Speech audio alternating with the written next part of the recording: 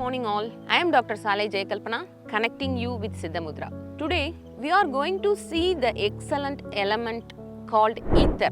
Before that, we can see the characteristic of each and every element of the nature. Regarding earth, earth represents strength and stability. What about water?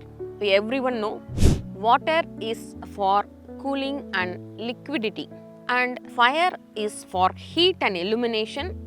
Air is for movement. Then what about the element ether or space? This element ether or space provides space for all these four elements. Space for earth, space for water, space for fire, and space for air. So this element is considered as a most important or vital element. Say example, see the universe. This macrocosm makes our microcosm, our physical body. In this universe, just think of the space. It is very spacious. It has no starting or end. And how does this space can be occupied in our small microcosm or small physical body? So this space becomes consolidated and condensed and get into our body as our life. So this is a very big secret explained by our sages or siddhas. Our art is named Siddha Mudra because of these sages or siddhas who found this excellent concept. And what does this space stand for? It gives space for all the four elements, and also the space in the macrocosm, the whole universe is consolidated and condensed into our body, and they are physically and mentally present within our body. Physically, it is present in small spaces in the ear, heart, joints, uterus of the female, etc. And mentally, it constitutes of the subtle mind or life of us. So, this space, if it is in higher level in our body or in lower level in our body, causes great impact. Earth, water, fire and air will also cause impacts, but as the space is very powerful and strong, it causes high mental disorders or mental stability. Everything dealing with the subtle mind. So, as the space directly can be explained by the word only space. It is expansion. When the space is high, the expansion is high. And when the space is getting low in our body, the constriction, the opposite to expansion, that is constriction, is more. So, if you have a broad and expanded mindset, this represents that you have higher space element in you. And if you have a very constricted mindset, it represents that you have very lower space or ether element in you. Okay, say example, I will just make it simple. If a person gets into depression and isolate himself in a small space like a small room, it represents that he has very low space.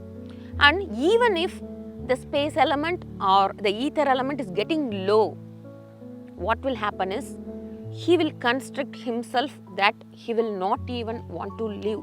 He may have the thought of suicidal tendency and go into that activity. When the space element is getting very, very low, it constricts our mindset, it isolates us, and finally, when the space element or ether element is getting very low, it induces suicidal tendency. Just think of the opposite direction.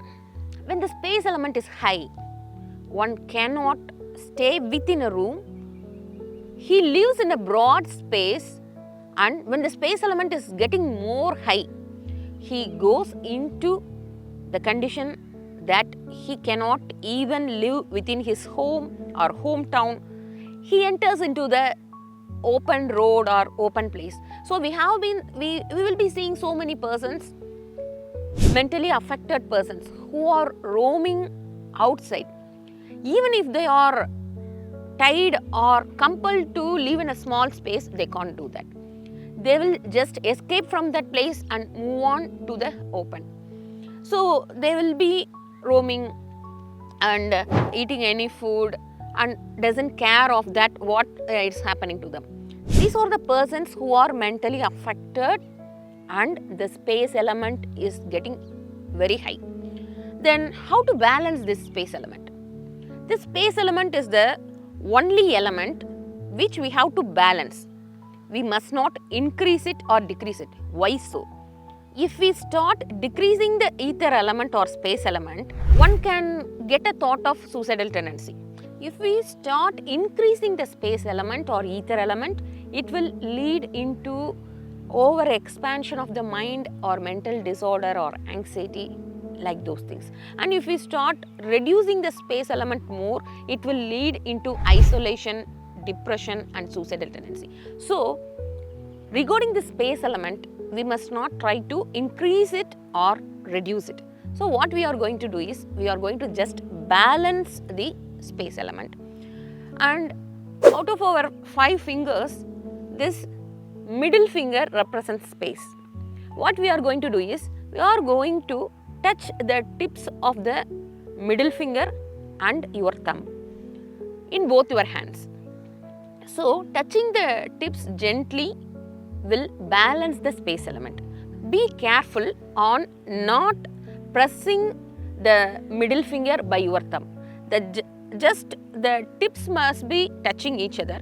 You must not press your middle finger with your thumb. Be careful on that, because while you start pressing this middle finger with your thumb, what is going to happen is the space element will be getting low. So, we are going to just balance and touch the tips gently. All the other 3 fingers must be extended, and once again this mudra must be done only in the stable sitting position. So, the hand or palm must face upwards. You must do this mudra only from 5 to 10 minutes per day. So, if you are going to do this mudra 2 times a day, just perform 5 minutes twice daily, that's enough and more. If you are having so much problem with your mental stability or condition of your mind, you can perform this mudra just 5 minutes before sleep, that's enough and more. Please try to understand or study about this ether or space element from experts before starting doing this space mudra or Akash mudra. Thank you all.